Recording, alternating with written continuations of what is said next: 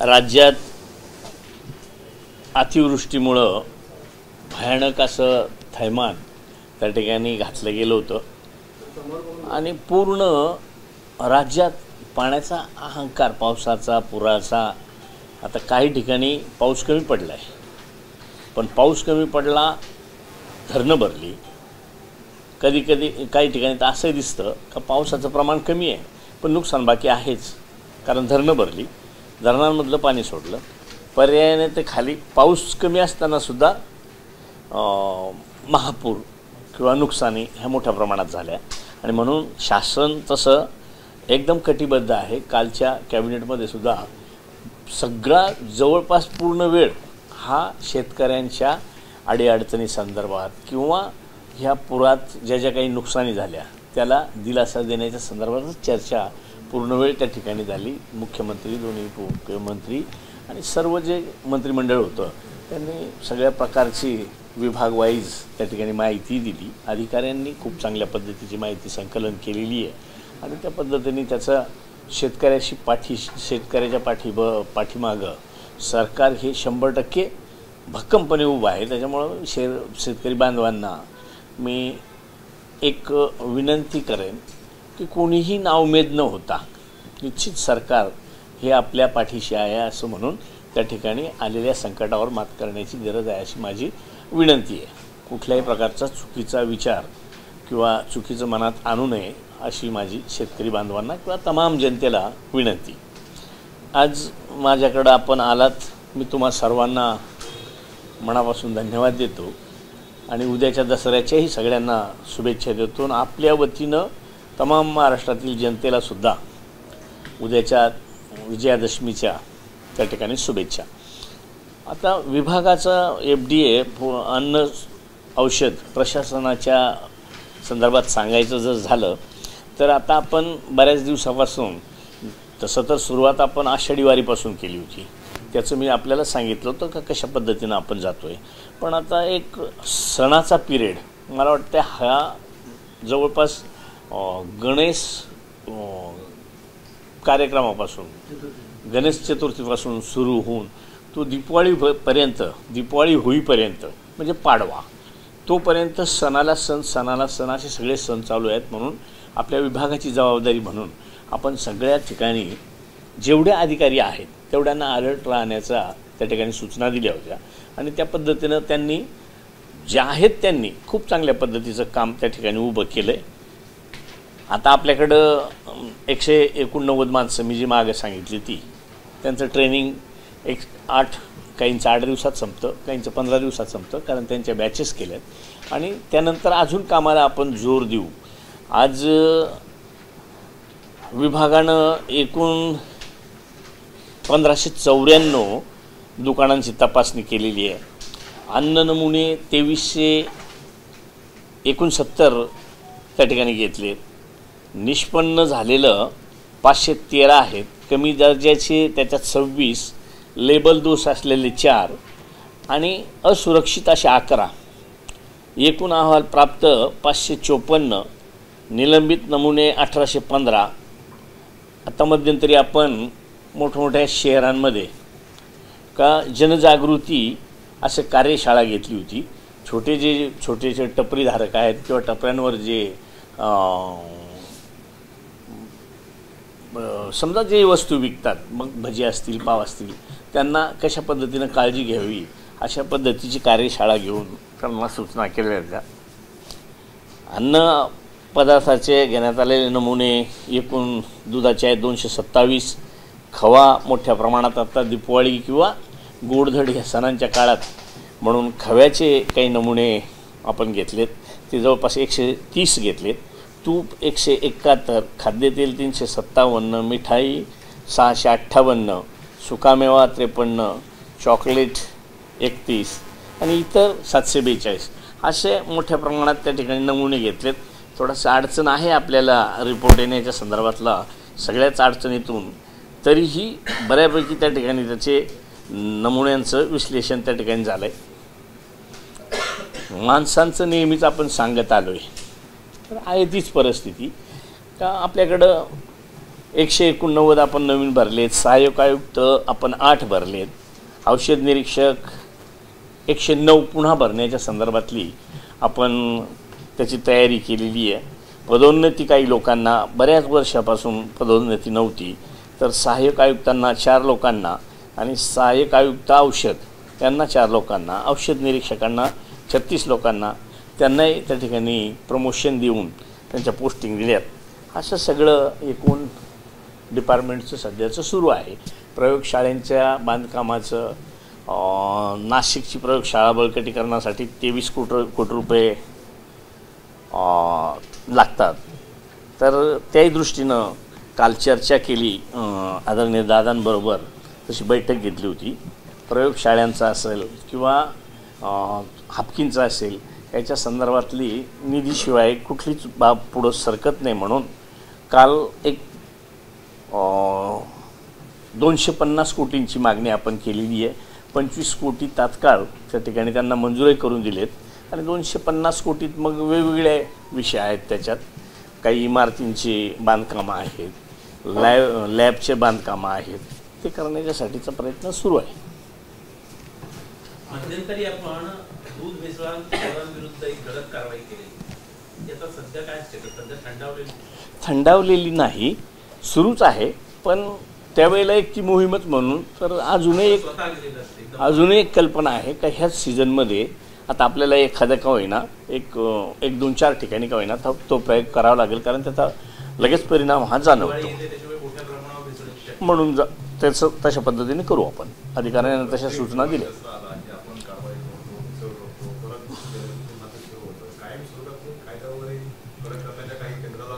त्या संदर्भात आपणच सांगितलं केंद्राला की सगळेच अधिकार तसे आपल्याला नाहीत, जेवढे आहेत तेवढ्या आपण वापरायचा प्रयत्न इथं करतो. पण काही बाबी आपण केंद्राकडून त्याच्यात रिलीफ कसा राहील का काही अधिकार आपण घेऊ शकतो का, कारण वर्षानुवर्ष कायदा हा केंद्राचाच वापरला जातो. जसं 50,000 लिटर दूध तिथवरच ॲक्शन घेण्याचे अधिकार आपल्याला आहे.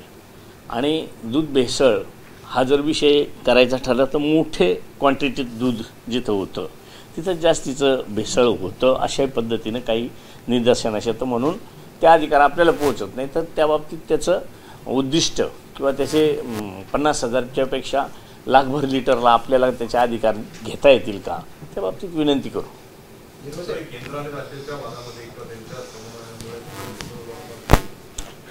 नाही, तसंही म्हणून म्हणता येणार नाही. वाद केंद्राचा आणि राज्याचा वाद आहे असंही नाही, पण त्याच्या प्रत्येक गोष्टीत जसा बदल केला जातो, वर्षानुवर्ष एखादीच गोष्ट तशी ठेवली जात नाही, तसं आपणही राज्यातून तशी मागणी करायचा प्रयत्न आणि काही मार्गदर्शन अनेक तज्ज्ञांचं मी त्या ठिकाणी घेतले का आपण केंद्राकडे काय काय बदल मागू शकतो.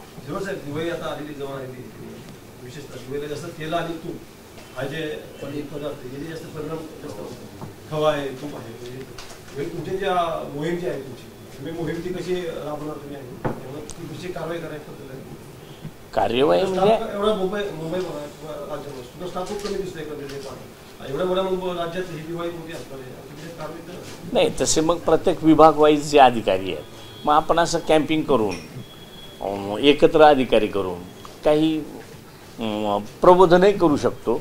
काही ठिकाणी त्याच्या अचानक धाडी वगैरे टाकूनही त्याच्यात बदल करण्याचा प्रयत्न त्या ठिकाणी करू.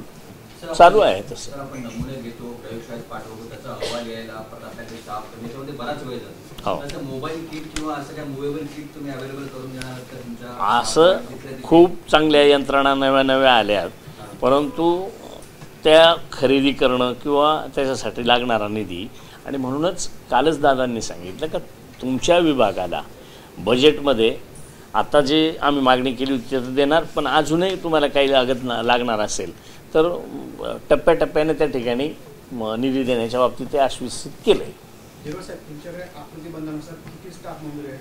आता आकृतीबंध आपण नव्यानं करतोय, त्याच्यात सुद्धा आपण जवळ 750 पदं नवीन आकृतीबंध तयार करण्यासाठी आपण फायनान्सला पाठवले. नाही, व्हॅकंट म्हणजे आता व्हॅकंट राहणार नाहीत. एक 8-15 दिवसांनी बऱ्यापैकी फुलफिल होईल जे मंजूर आहेत पदं त्याच्यासाठी. तुम्ही 189 सांगितलं की निरीक्षक आहेत की निरीक्षक ते कधी येतील आता दिवाळीच्या दरम्यान? काही 8 दिवसातही आता येतील, काही 15 दिवस, कारण त्यांना बॅच केल्या होत्या, त्या बॅचप्रमाणे ते त्यांचा कार्यकाळ संपेल. नाही, MPSC मार्फतच घेणार. हो, आधी आता ते फायनान्स वित्त यांची मान्यता घेऊन नंतर आपण त्यांना MPSCला भरायला सांगू. दुसरा प्रश्न असा आहे, जीएसटीचा जो काही 12.5% केला औषधावर आणि औषधाची दर कमी झाली असं एकंदरीत आजच मी सूचना केल्या. एक मिनिट, हा प्रश्न परंतु अजून एका ठिकाणी औषधं दर ते कमी झालेले दिसत आहे, त्याच दरात जुन्या दरात मिळतात आणि अनेक ओव्हरलोड चालू आहे. तेव्हा त्या दुकानदार म्हणतात की आमचं ते नवीन रेट जे आम्ही घेतो ते नंतर आम्ही करू, आम्ही हा जुना स्टॉक समजायचं नाही. त्यांचं म्हणणं आहे, पण मी आजच त्याच्यासाठी सगळ्या इथल्या लोकांची सगळ्यांची एक बैठक लावली होती, तिथं मी आज सूचना केल्या. काल माझ्याकडं 1-2 कंप्लेंट्स आल्या होत्या, त्यांनी मला नावही दिलेत. मग त्या पद्धतीने त्यांच्यावर आजच त्या ठिकाणी जाऊन आणि त्या संबंधित अधिकाऱ्यांनी तिथं सूचना द्याव्या. त्यांना आजपासूनच जे रेट मायनस करून मिळतील त्या पद्धतीनं विक्री झाली पाहिजे, नसेल तर त्यांच्यावर कडक कार्यवाही केली जाईल. 25 कोटी रुपये जे लसीकरणासाठी आपल्याकडे काल उपलब्ध झाले आहे, त्याच्यामुळे आता लसीचा तुटवडा किती आहे आपल्याकडे? नाही, डिमांड म्हणजे आपल्याकडे डिमांड नाही आहे तीच वाईट आहे का. 1.5 लाख व्हाईल अँटीव्हेनम स्नेक रेडी आहे. मग काल आरोग्यमंत्र्यांना बोलवलं, वैद्यकीय शिक्षण मंत्र्यांना बोलवलं आणि त्यांना सूचना केल्यात दादांनी का बाबा पहिले त्यांची खरेदी करून घ्या आणि मग त्यांना हे 25 देऊन त्यांचे जे काही त्यांना हे लागतं लिक्विड जे लागत असेल साहित्य ते घेण्याच्यासाठी ते तात्काळ मदत केली. याचा अर्थ आपण आता पोलिओ वगैरे आज पुन्हा सुरू करतोय. अपडेशन रिक्वायरमेंट होतं आपल्याला, कारण की आपण अन्य राज्यांना 40 देशांना आपण लसीकरण पुरवतो आणि त्याच्यासाठी जे अपडेशन रिक्वायरमेंट होतं जे कम्प्लीट झालेलं नव्हतं ते कम्प्लीट झालंय का? नाही. अन्य देशांना आपण किती दिवसात पुरवठा करणार आहोत? नाही, अजून तरी मला वाटतं बजेटच्या नंतरच सगळं, म्हणजे कमीत कमी 1 वर्ष तरी जाईल सगळं पूर्ववत सुरू करायला, का जेणेकरून काही मशिनरी आता अत्याधुनिक आहेत त्या बदलाव्या लागतील. इमारतींची खूप मोठी वाईट अवस्था आहे, त्या काही ठिकाणी नव्या कराव्या लागतील. असं सगळं आहे आणि मुळात सगळं केलं तरी मनुष्य नव्हते, म्हणून आता मनुष्यबळ आहे. हॉकी संदर्भात प्रश्न असा आहे की यापूर्वी त्या हॉकीसाठी खूप उद्योजकांचा खूप डोळा आहे. जागा विकण्याचा प्रस्ताव होता, काय केलं? नाही, जागा वगैरे विकण्याचा प्रस्ताव कोणी आणला असेल, आमच्याकडं तर काय आला नाही. आलाय तरी शेवटी ती एक राज्याची संस्था आहे आणि तिच्यातच शासनच डेव्हलप करेल ना, काय कोणाला देण्याची गरज आहे. त्यामुळे काम थंड होतं. नाही, मग आता थंड असेल तर आता समजून जाईल का आपल्याला आता शासनामार्फतच ते उभं करायचं आहे, कोणी त्याच्यात हट्टच करू नये. साहेब, धुळ्याचं जे इन्स्टिट्यूट आहे आपलं हातकीचे जो ब्रांच आहे तिला सुरू करण्यासाठी काही प्रस्तावित आहे? त्यालाही प्रस्तावित आहे. पैशाची मागणी केलेली आहे, म्हणजे 250 कोटी जे आहे त्याच्यात तेच आहे. सगळ्या महाराष्ट्रातले एक सुरुवात म्हणून करायची, पुढं लागणारे पैसे त्याला हळूहळू मिळत राहतील, कारण एकाच वेळेला तर काही सगळं काम किती पैसे असले तर 1 टाईम तर काही पूर्ण होणार नाही, म्हणून पार्टली त्या ठिकाणी घेत राहू. आणि आपल्याकडे जी लसीकरण तुम्ही म्हटलं की स्नेक बाईटचे लस आपल्याकडे उपलब्ध आहे, मग आरोग्य विभागाने काही सांगितलं किती दिवसात ते खरेदी करणार आहे? नाही, घेणार ना. आरोग्य विभागात काल परवाची पण बातमी आहे की कल्याण डोंबिवलीमध्ये एक लहान मुलगी आणि एक महिलेचा स्नेक बाईटमुळे मृत्यू झाला मावशीचा. त्याच्यानंतर ग्रामीण भागात हा सातत्याचा आहे. ग्रामीणच्या विदर्भामध्ये आपल्याकडे लसीकरण उपलब्ध नसल्यामुळे लोक मरताय सर्पदंश आणि हे क्लिअर कट आहे. तरी आरोग्य विभाग खरेदी करत नाही, पण त्यांचं म्हणणं असं की आपल्याकडे लस उपलब्ध नाहीये. आता तुम्ही म्हणताय की लस उपलब्ध आहे. नाही, लस उपलब्ध आहे म्हणजे आपली लस थोडीशी महाग पडते म्हणून कदाचित घेत नसतील, पण काल त्याच्यावरही चांगला खुलासा झाला का आपल्या 2 व्हायला लागत असतील तर त्या 12-14 व्हायला लागतं. पैशात हिशोब केला तर आपली स्वस्त आहे आणि गॅरंटीसुद्धा आपल्या याची जास्त आहे. मग आता काल सूचना केल्यात त्या पद्धतीने मंत्री महोदयांनी कबूल केलं का मी पहिले ते घेतो. आदिवासी पट्ट्यात तिथे हा तुलना लस आहे, लस भेटत नाही आदिवासी भागामध्ये. आता कालच सांगितलं, त्याच्यामुळे लगेचच कार्यवाही करतील असं माझं तरी मत आहे, कारण मंत्री महोदयांनी दादाच्या समोरच मान्य केलं आहे. दुधाच्या बाबतीत होतं की मुंबई महानगरपालिका जो आपला परिसर आहे, काही डेअरी विक्रेत्या दुकानदार जे विक्री करतात दुधाची, ते सुट्टं दूध विकतात, ते प्लास्टिकच्या पिशा आपला महानंदा किंवा असं अमूलचं दूध विकत नाही आणि ते लोकांना भाग पाडतात की आमच्याकडे नाही, आम्ही हेच देणार, लोकांना पर्याय राहत नाही. अशा वेळी मग ते भेसळ लोकांना. पण भेसळ सुट्यातही आहे आणि भेसळ पाऊचमध्ये सुद्धा आहे. हा दोन्ही प्रकार पाहिला आहे. म्हणजे आता भेसळ जिथं निर्माण होतं किंवा जिथं कलेक्शन होतं तिथंच ते पहिलं रोखावं लागेल, त्याच्याशिवाय त्याला पर्याय नाही आहे दुसरा. सुट्टं दूध रोखणार का तुम्ही? कारण मग इथे पकडलं जाणार नाही. सुटं आणि पॅक करून विकलं तर मी तेच म्हणतो का पॅकमध्ये सुद्धा भेसळ आहे. मध्यंतरी आपण पाऊच अशा कोणकोणत्या कंपन्या पॅक ज्या तुम्हाला ज्या आढळल्या? मध्यंतरी आता मला लगेच कंपन्यांचं सगळ्या सांगता येणार नाही, कारण ती 198 का काहीतरी आपण टँकर चेक केले होते. त्यावेळेला अनेक कंपन्यांचे होते ते, त्याची मी माहिती दिली पाहिजे.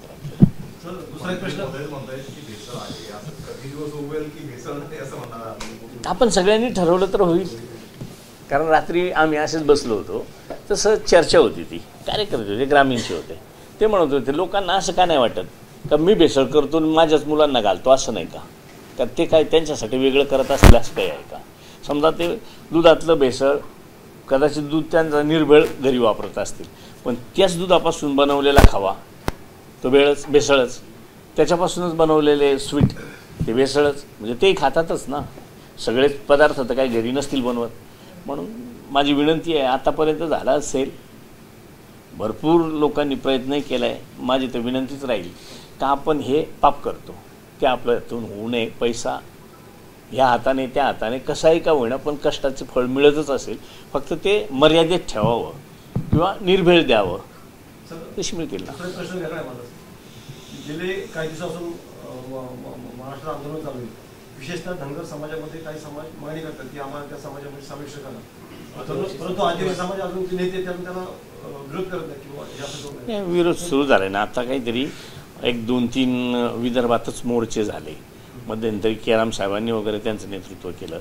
आता यवतमाळला 10 तारखेला का 6 तारखेला आहे असं राज्यात. आता नाशिकला त्या दिवशी एक पंचायत झाली का पूर्ण जिल्हा नाही तर धुळ्यातले होते, नंदुरबारमधले होते का, एक जी ग्रामसभा आहे त्या ग्रामसभेने ते ठराव केलेत. वेगवेगळे 5-7 विषय आहेत, त्याच्यात हाही विषय आहे. त्याच्यामुळं निव्वळ कोणीतरी एखादा मागणी करतं आणि त्याला 100% विरोधच करत राहण्यापेक्षा कायदेशीर बाबीसुद्धा तपासायचं काम, अभ्यासाचं काम चालू आहे. माननीय मुख्यमंत्री असं म्हणाले की ते अनुकूल आहे धनगर समाजाला एसटीमध्ये घेण्यासाठी, आणि तर तुम्ही म्हणता की कोणी मान्य करून असं म्हणजे सुद्धा मुख्यमंत्री म्हणाले की आम्ही अनुकूल आहोत धनगर समाजाकडं याची बैठक सुद्धा झाली, त्याला महाधिवक्ता उपस्थित होते, ओबीसीचे अनेक नेते उपस्थित होते आणि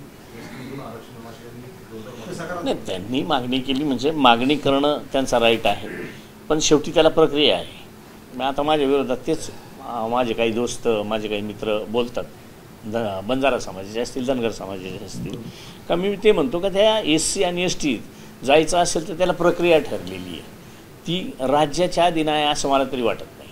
ते शेवटी संसदेत जाऊनच करावं लागतं आणि संसदेत 2 वेळा ते रिजेक्ट झालेलं आहे. ह्याच मागण्या 2 वेळा पूर्वी रिजेक्ट झालेल्या आहेत.